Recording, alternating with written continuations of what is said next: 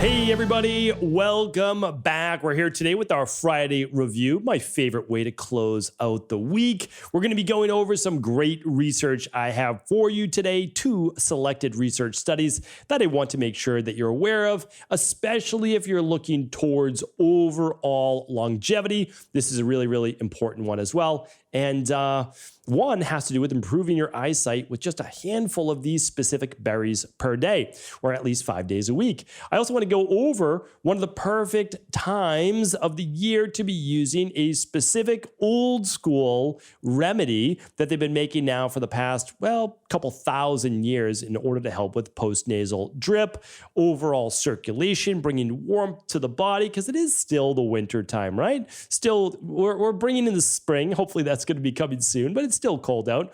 Our herb of the week is going to be red yeast rice, and what you should always combine red yeast rice with as well. And then, of course, we'll do our podcast review if you didn't check out all the shows this week, and so much more. So let's dive into today's show. I always love to give you a little update from the week. From me, a few things that I'm really looking forward to. Well, I'm looking forward to hopefully spring within the next 2-3 weeks. I can tell you for sure. Sometimes it comes a little sooner than other years, but let's see what happens this year overall. Looking forward to basically getting back out there more often, getting back outside more often, being able to hopefully run outside more often and just enjoy. That's what it's all about. This, of course, is my birthday month. If you've been with us for a couple of years now, you know I like to celebrate the entire month, make it a really festive occasion. I'm the only one who celebrates for the entire month, but my family does give me 24 hours on my birthday as well. So all kidding aside, March is just a great month. It's that transition, I think, season coming out of winter, seeing signs of life with spring, and certainly one of my favorite months as well. One of the things that we do in March is we do a prep for our functional medicine detox. So it's our spring detox, and our spring detox will be coming on April 4th. If you've never done a detox, of course, we would love you to join the community. There'll probably be around 10,000 people doing our spring detox. It's going to be absolutely amazing.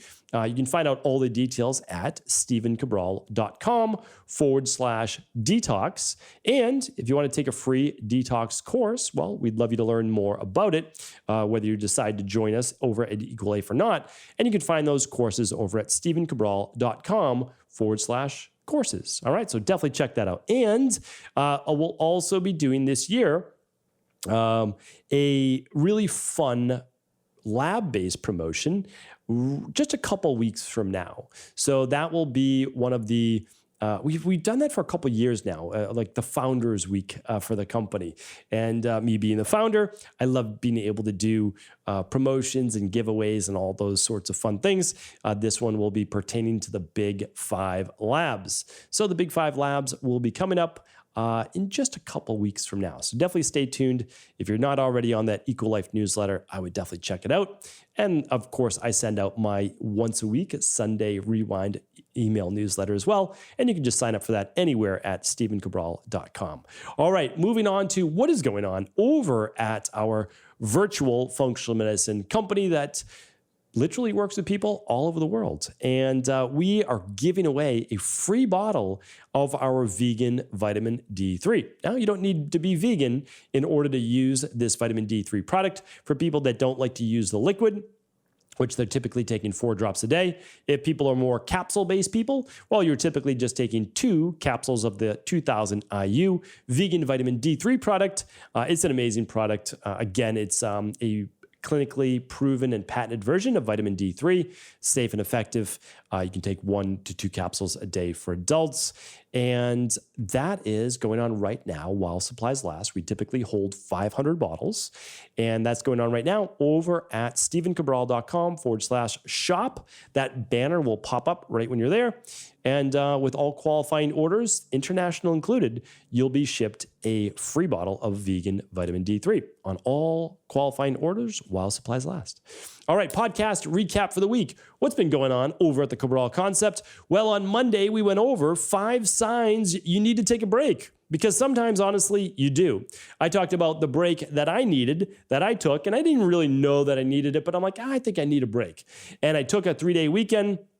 And I'll tell you right now, it was phenomenal. But you have to know the signs to look for because you don't want to wait until you burn out. That was episode 2222. You'll find all of these at stephencabral.com/podcast. Or for all the links, easiest thing to do is head on over to stephencabral.com/2226 for today's show notes. Tuesday's show, or Total Wellness Tuesday, episode 2223, was how gut imbalances are affected by viruses and how gut imbalances may leave you susceptible to virus-based infections.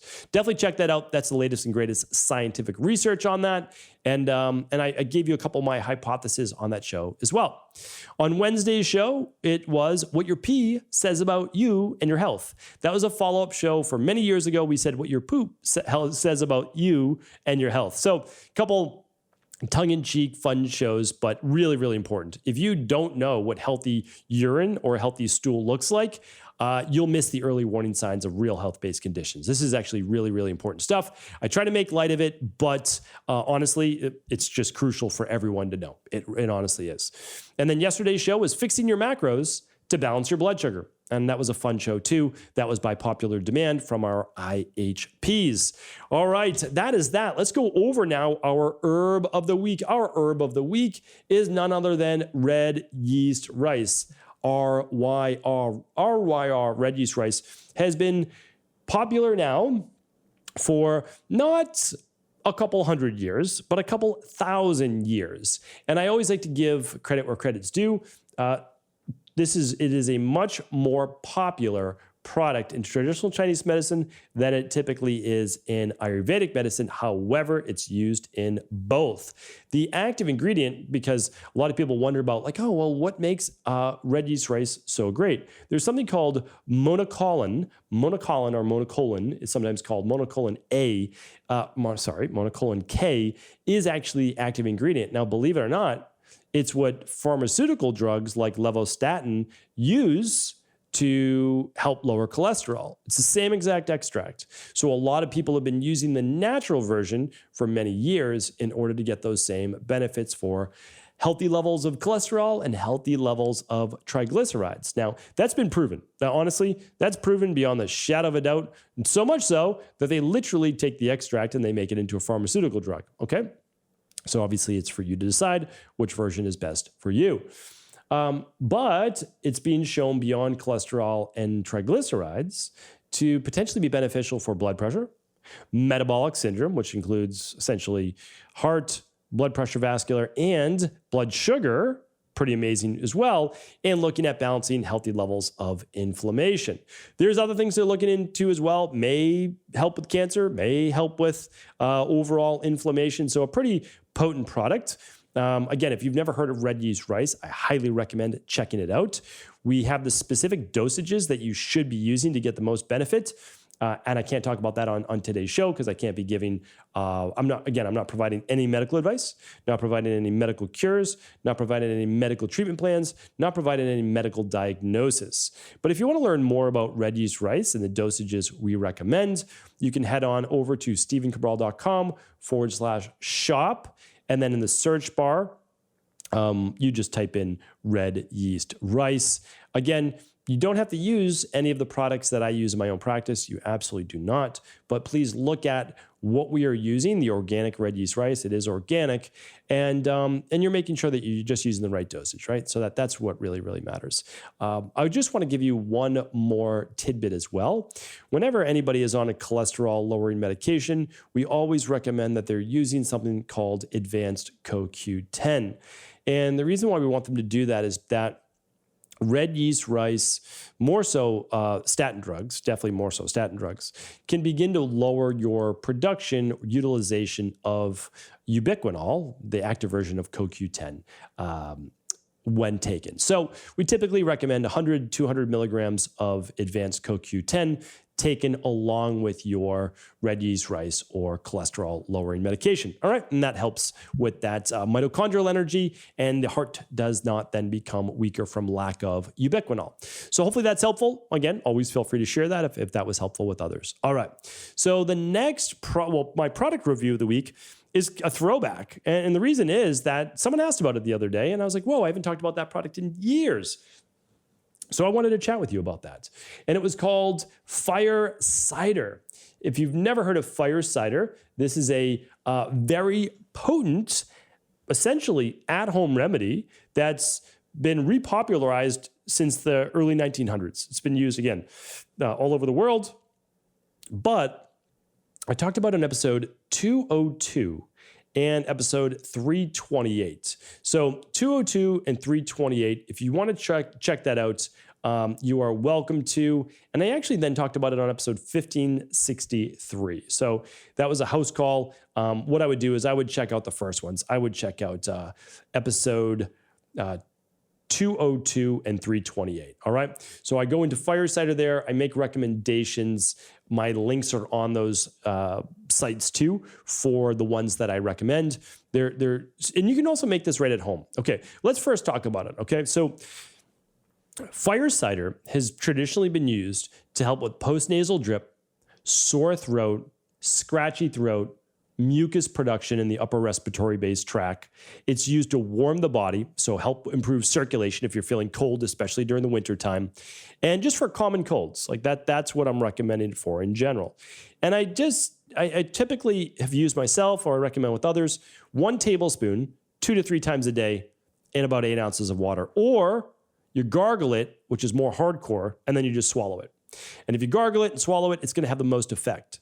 Now, it'll burn a little bit. And because here's why. It's made from apple cider vinegar, typically has honey or manuka honey, some type of citrus like oranges or lemon-based peels. It has onion, ginger, garlic, horseradish, and then sometimes they add in hot peppers as well, like habaneros is a popular one, turmeric, black pepper. That's just one brand that I recommend, but there are many. You might even be able to find one at your local Whole Foods or your local Sprouts or your local Erewhon or your local health food store, right? Support the little guys. It's always better if you can find it at your local health food store. And you want it to be raw. So you really want raw, live apple cider vinegar. You want raw honey. You never want cooked apple cider vinegar, and you never want cooked honey. Always raw. Now, for young children, yes, you do not use raw honey, and I agree with that. However, for everyone else, we recommend raw. And so you can make your own, literally just with shaving it. You can put in shaved ginger and horseradish and let these things ferment in the vinegar, and then you can strain if you want to. I think it's simpler just to purchase it. That's just me. But I do love people who do the DIY, do it yourself, right? So I love that as well. And so I just want to share with you the recipe, and we'll link up those podcasts for you as well. 202 and 328 today at StephenCabral.com/2226. All right. So again, very strong. Dilute it in water if you'd like, just like you would do regular apple cider vinegar. And yes, this could replace apple cider vinegar if you choose to, if you're on our fat-losity-based plan. But again, if you want to, gargle it. If you have a sore throat, you can also just spit it out. And we have people do that if they have high histamine issues. So anybody with high histamines probably doesn't want to be doing a ton of onions, garlic, ginger, horseradish, vinegar, just because that's going to exacerbate their histamine issues while they're rebalancing your body. All right, let's go over our last 2 items for the day, and that's our research. Oh, we're doing great on time. I have no idea why or how, since these are usually my longer shows, but I'm glad we are. All right, so the first one is this, yes, this is the first one. This was interesting. So I'm always open to new and interesting research and study, and that includes conventional medicine as well. Like I've told you this before, I really have, that if it's an acute life-saving condition or there is a injury to the body that needs to be fixed, it is okay to use conventional medicine, right? It's just all the chronic-based conditions can't be fixed by conventional medicine. They can only be masked, right? So high cholesterol, even if you're using red yeast rice, my goal would be figure out why you have high cholesterol in the first place. You can't blame it on genetics. Remember, we're not allowed to do that. No, if you didn't have high cholesterol at 8 years old, you can't blame it on genetics when you're 58 years old, right? We can't do that. We have to figure out all the reasons why. And then that's better because then you'll be healthier in the long run. But of course, in the meantime, you could use something like red yeast rice or whatever your medical doctor recommends and you go along with. But here's an interesting one. Cataract surgery lowers risk for dementia. When I saw that, I said, how is that possible? That doesn't make sense to me. But again, I keep an open mind. So here we go. This was done by Dr. Lee out of the Chlorfine Family Associate, who's a Chlorfine Family Associate Professor of Ophthalmology at the University of Washington, Seattle, and the lead researcher of over 3,000 people with cataracts, published in JAMA Internal Medicine. All right, so big publication. This is what it said. The participants who had their cataracts removed were nearly 30% less likely to develop dementia compared with participants with cataracts who did not have surgery. The restored vision improves stimuli to the brain by allowing higher quality sensory input in light to reach the retina. Better engagement with the world also might be brain protective. So it's very interesting because they don't know why. So, I mean, like, let's not pretend that they know why yet. They have their hypothesis. They have a theory that it could be allowing more light and visual stimuli to the brain. And then the brain is more active. It's making better connections. And then that might be staving off dementia. So I like that. I think it's a good working theory, but interesting to say the least, right? I think that there's probably other factors that coincide with this. But if you are someone with cataracts and you also have a family history of dementia, well, it might make sense then to have those cataracts removed because you have a 30% less chance of developing dementia. I like that. Again, it's one more thing that we can do. Not the only thing you should do. Of course, you work on your de-stress protocol. You work on your underlying imbalances, deficiencies, and toxicities, of course, but this might be something you may want to look into. Now, again, for someone like myself or maybe you, we might be recommending this to our parents, or maybe you're in your late 60s, 70s, you're dealing with cataracts, and you might say, hey, this affects me. I should look into this. And again, I'm not telling you what to do, but at least something to worth looking into. All right, so I wanted to share that with you. I'll link up the research and study if you want to go deeper at stephencabral.com/2226. All right, this was also a fun one, and it's on goji berries. So what's all this about goji berries and helping vision? We're a vision-related research study today, which was not even on purpose. It was just a coincidence. This was published just about 2 months ago, and it was done out of the University of California, Davis. And the summary was, dried goji berries may provide protection against age-related vision loss. Regularly eating a small serving of dried goji berries may provide protection against age-related macular degeneration, the leading cause of vision loss in seniors. All right, well, let's check this out. I thought, again, that caught my attention. I said, all right, let's check this out. So there's more than 11 million people in the United States and 170 million people globally affected by vision loss, right, and macular degeneration. So the researchers took participants in between the ages of 45 and 65. The participants consumed about 1 ounce, which is a handful of goji berries, not a huge handful, just the palm of goji berries 5 times a week for 3 months. And what happened was it increased the density of the protective pigments in their eyes. And in contrast, the participants who consumed a commercial supplement for eye, which did not show the same improvement as the goji berries. Interesting, right? And let's see. The pigments that increased in the group that ate goji berries, lutein and zeaxanthin, filter out harmful blue light and antioxidant protection.